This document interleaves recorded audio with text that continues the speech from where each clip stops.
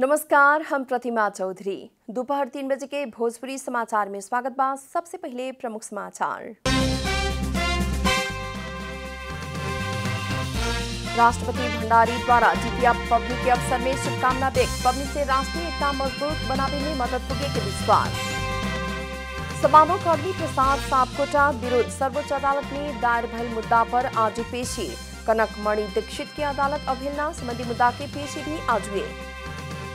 रौतहट के राजदेवी नगरपालिका स्थित एक बस्ती वर्षों से अंधकार में। लंबा समय से विद्युत सड़क के अभाव में नागरिक से हो रहल बा समस्या। उत्तर कोरिया द्वारा नए प्रकार के मिसाइल के सफल परीक्षण। प्रक्षेपण कर मिसाइल हाइपरसोनिक रहल उल्लेख। और ईपीएल T20 क्रिकेट में पोखरा के पहल का जीत संगे पोखरा तालिका के शीर्ष स्थान में।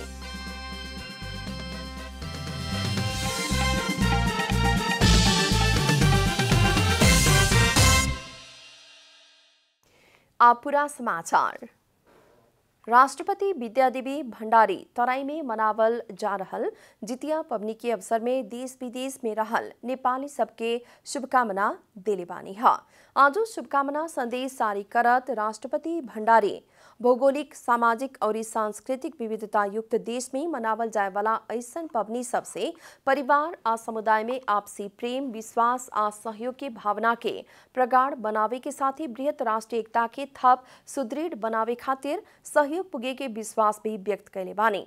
राष्ट्रपति भंडारी नेपाल के तराई क्षेत्र में बसोबास करे वाला मधेसी थारू समुदाय के महिला सब जितिया के आपन संतान के सुख और समृद्धि खातिर मनावल जाए वाला एगो महत्वपूर्ण पबनी भल भी उल्लेख कैले बानी।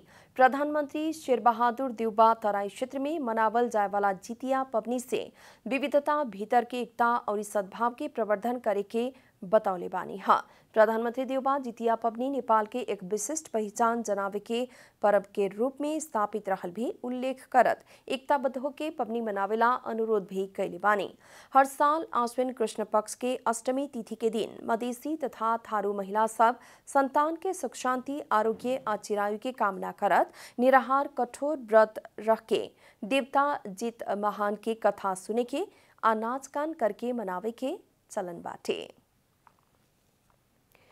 आज विश्व मुटु दिवस विश्वभर विभिन्न कार्यक्रम करके मनावल जा रहल बा।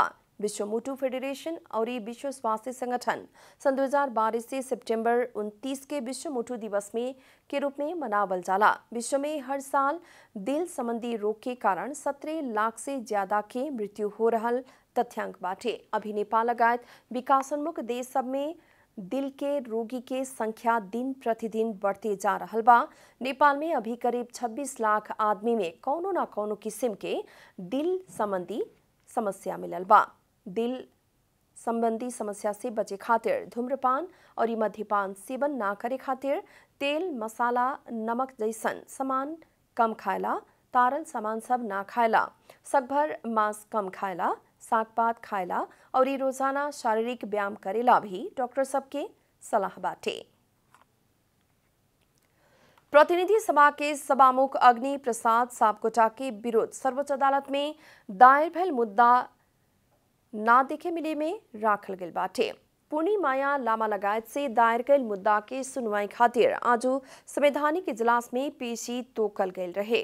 प्रधान न्यायाधीश चोलेन्द्र शमशेर जबरान नेतृत्व के संवैधानिक इजलास में पहिलका नंबर में ही सुनवाई खातिर पेशी तोकल गयल रहे। मुद्दा के सुनवाई खातिर बार बार पेशी तोकत अइला पर भी स्थगित होत आ रहल बा। द्वंद्वकाल में भइल एक हत्या में सभामुख सापकोटा विरुद्ध अनुसंधान करे खातिर मांग करत 2068 साल में सर्वोच्च अदालत में मुद्दा दायर भइल रहे।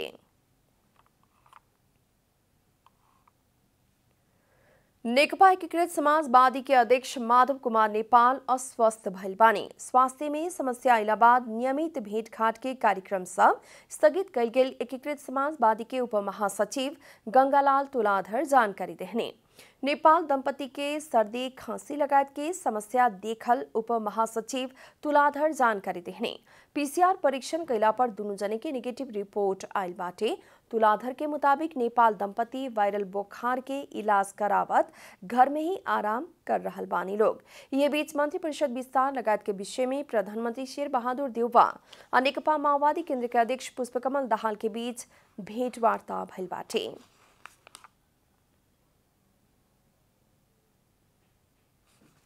भोजपुरी समाचार में आप छोड़ विश्राम।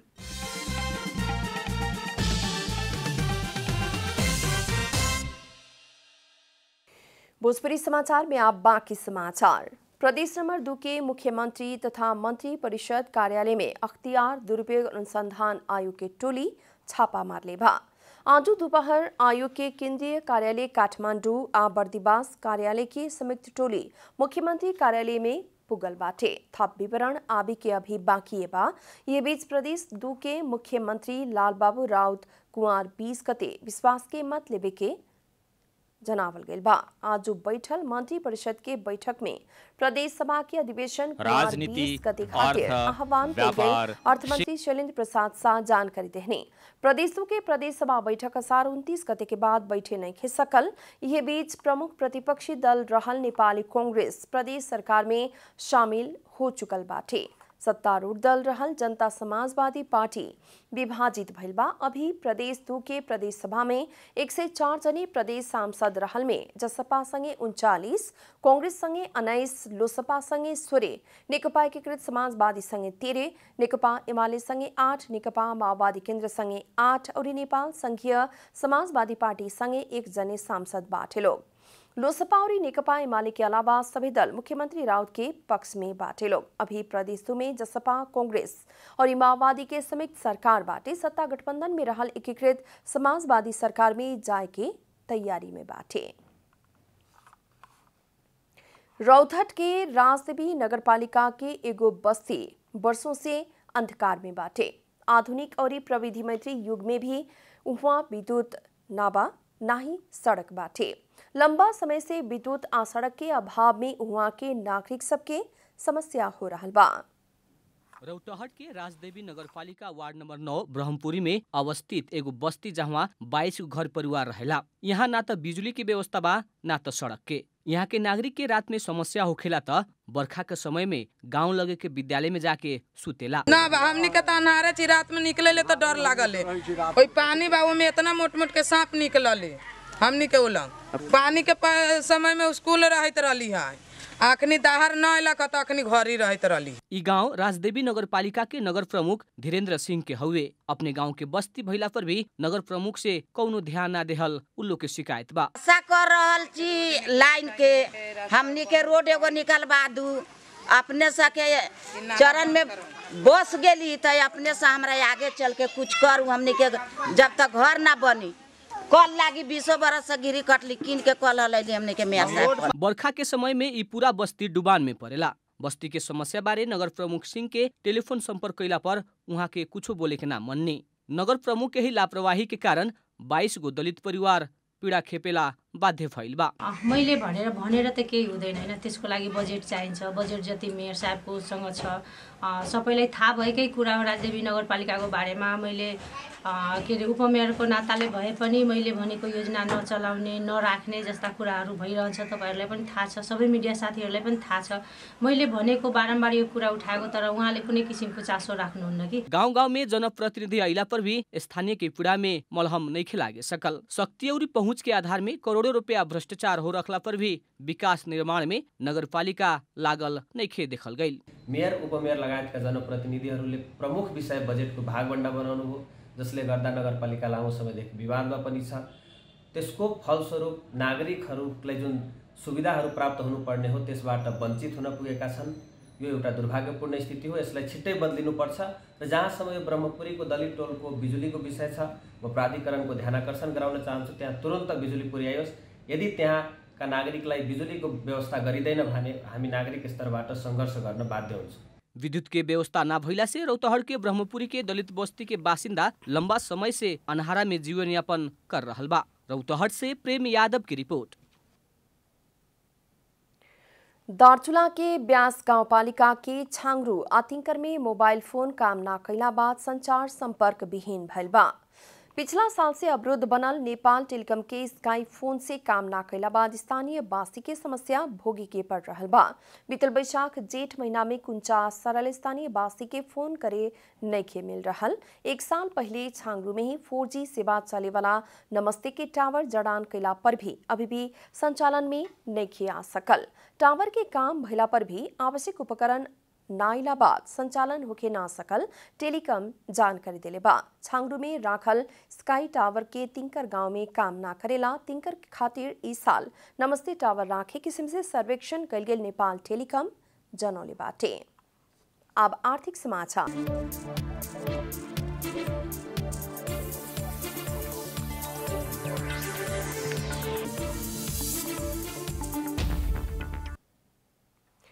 नेपाल राष्ट्र बैंक द्वारा डॉलर मुद्रा सठी में कड़ाई कल गेल बा।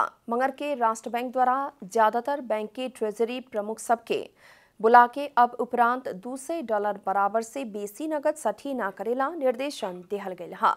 राष्ट्र बैंक के बैंकिंग विभाग द्वारा डॉलर सठी करके बैंक सबसे संपत्ति शुद्धिकरण में सहयोग कैल आरोप लगावत $200 से बेसी सठी सुविधा दे के कार्यवाही करे के चेतावनी भी दिहल गई रहे।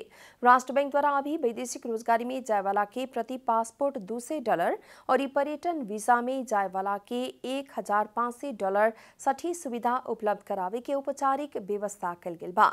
ई औपचारिक व्यवस्था में कोनो संशोधन न करके बैंक सब मार्फत सठी सुविधा कड़ाई करे के खोजल गयल हा।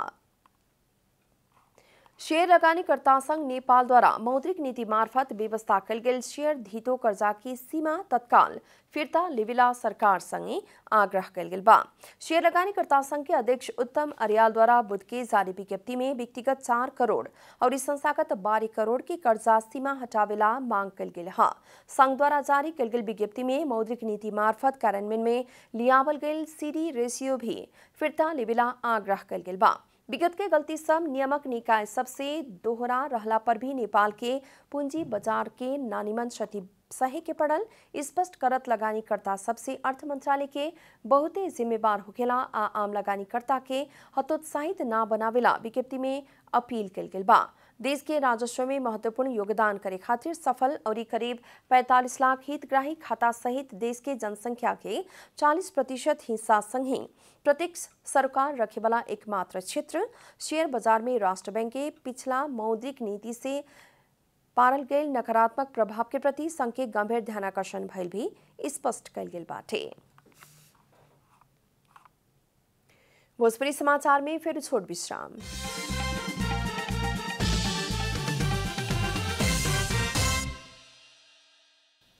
भोजपुरी समाचार में अब अंतर्राष्ट्रीय समाचार।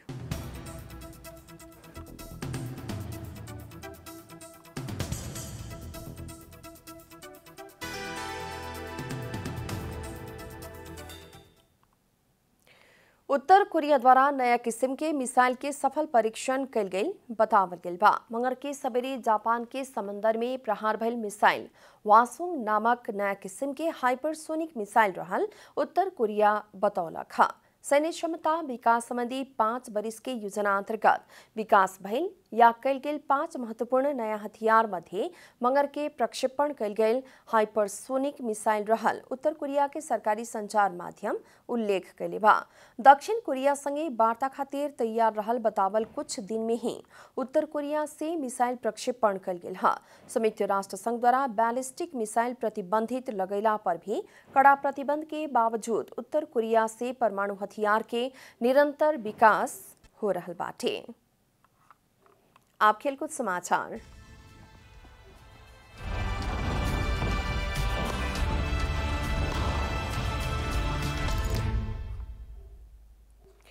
पोखरा राइनोज द्वारा चौथा संस्करण के West Premier League EPL T20 cricket में पहल का जीत हासिल कल गेल बा।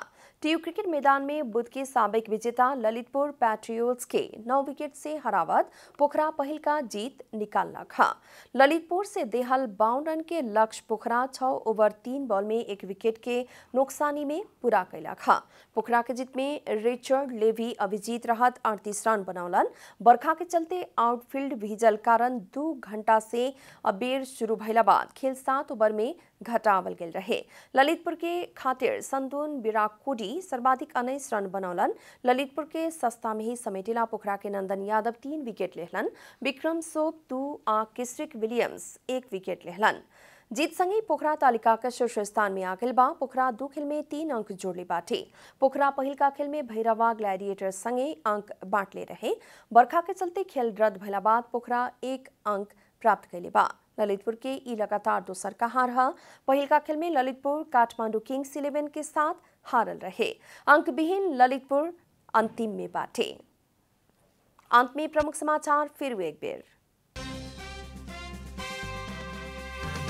राष्ट्रपति भंडारी द्वारा जितिया पबनी के अवसर में शुभकामना व्यक्त। पबनी से राष्ट्रीयता मजबूत बनावे में सहयोग पुगे के विश्वास।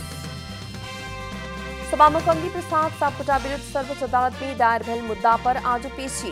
कनकमणि दीक्षित की अदालत अभिन्ना संबंधी मुद्दा की पेशी भी आज हुई।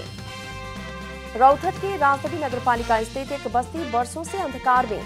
लंबा समय से विद्युत सड़क के अभाव में नागरिक के हो रहल बाटे समस्या। उत्तर कोरिया द्वारा नया किस्म के मिसाइल के सफल परीक्षण। प्रक्षेपण कल मिसाइल हाइपरसोनिक रहल उल्लेख। और ईपीएल T20 क्रिकेट में पोखरा के पहिल का जीत संगे पोखरा तालिका का शीर्ष स्थान में।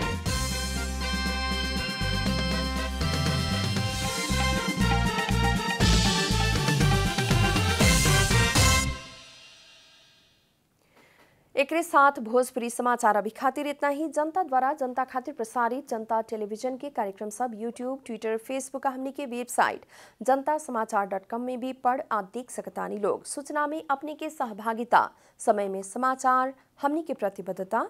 नमस्कार।